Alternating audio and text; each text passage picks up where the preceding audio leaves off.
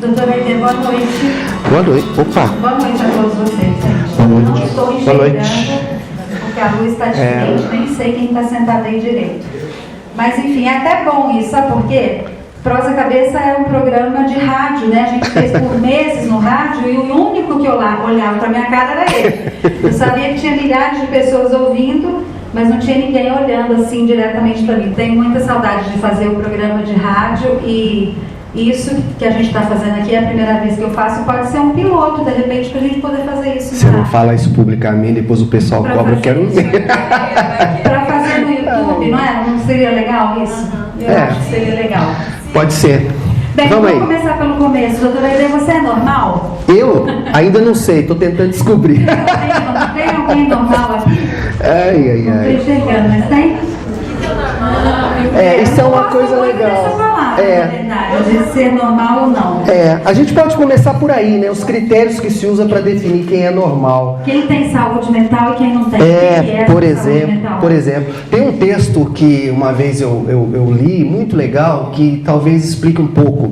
Claro que eu não vou falar tudo para não ficar uma coisa cansativa, mas tem alguns critérios que a gente deve usar para definir se é uma pessoa normal. O mais usado pelas pessoas é o estatístico, né? Aquilo que a maioria faz, teoricamente, seria mais normal. Mas ele não responde tudo, porque dependendo da sociedade, existem sociedades que têm alguns comportamentos estatisticamente meio estranhos, que ali pode ser normal e em outra não. Por exemplo, a questão do comportamento sexual, né? Existem sociedades muçulmanas, por aí vai, que tem a poligamia oficial.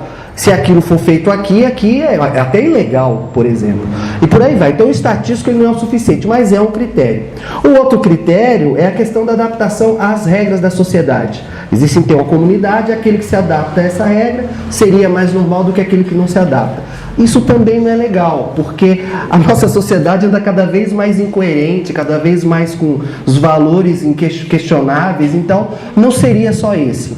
O outro é o critério que eu acho interessante, que é o critério da ser mais criador. O que seria ser mais criador? Na medida que você tem os limites da sociedade, a questão estatística, quanto mais você tiver a capacidade de se adaptar a isso com criatividade, você se aproximaria do normal. Então, quando eu falei que eu não sei ainda, é porque é mais ou menos assim, né? O critério de normalidade, ele é dinâmico. Depende de uma série de questões, depende de uma série de contextos, depende de que momento a gente estiver falando isso. E um pouquinho de loucura é sempre bom, né? Eu, pelo menos, acho. Mas, então, saúde, uma pessoa, eu entendi que tem que ter que depende do ambiente, depende da cultura, depende de um monte de coisa, né? Mas o que você, hoje, um médico que atende no consultório pessoas que vão em busca de ajuda porque estão em algum tipo de sofrimento, o que você acha que é, dentro da nossa cultura brasileira, ter saúde mental? Essa pergunta é fundamental, porque, inclusive, é uma das questões que, atualmente, na minha prática, eu tenho mais rigoroso para seguir. Para você definir um transtorno mental, existe uma série de critérios clínicos, uma série de definições cientificamente comprovadas que definem aquilo como uma normalidade. Então, por exemplo, tristeza e depressão. Nem toda tristeza significa que aquele é um quadro depressivo. Para você chamar de um quadro depressivo, precisa ter tempo de evolução, precisa ter associado uma série de outros sintomas físicos, precisa ter associado uma série de outros comportamentos. Então, a pessoa pode ser triste e não necessariamente ser deprimida. Esses critérios, aí entra o critério que é da CID-10, que é do código, que os médicos se reuniram para poder definir esses critérios. E, atualmente, a gente sabe que tem pessoas, existe uma tendência da pessoa, ela já chega no consultório dando o diagnóstico, né? Ela foi no Dr. Google. Eu estou com depressão. Exato, isso é comum. Eu estou com fobia, estou com depressão e tal. E na maioria das vezes, ela vai atrás do quê? O Google tem uma série de receitinhas, né, de bolo. É bem assim, né? Se você tiver 6 características numa lista de 10, você é deprimido. Se você tiver 4, você é menos deprimido. E não é isso. Não basta ter aquelas 6. Você tem que avaliar aquela pessoa, naquele contexto, como ela responde àquelas necessidades.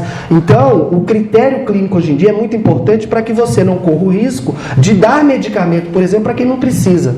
Se toda pessoa que entrar no processo de luto, por exemplo, for chamar de depressão, nós vamos começar o quê?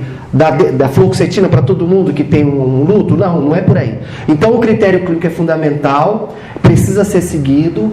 Para você chamar de transtorno mental, existe uma série de características comprovadamente, cientificamente determinadas para você dizer que aquilo é um transtorno mental. São esses critérios que eu procuro seguir.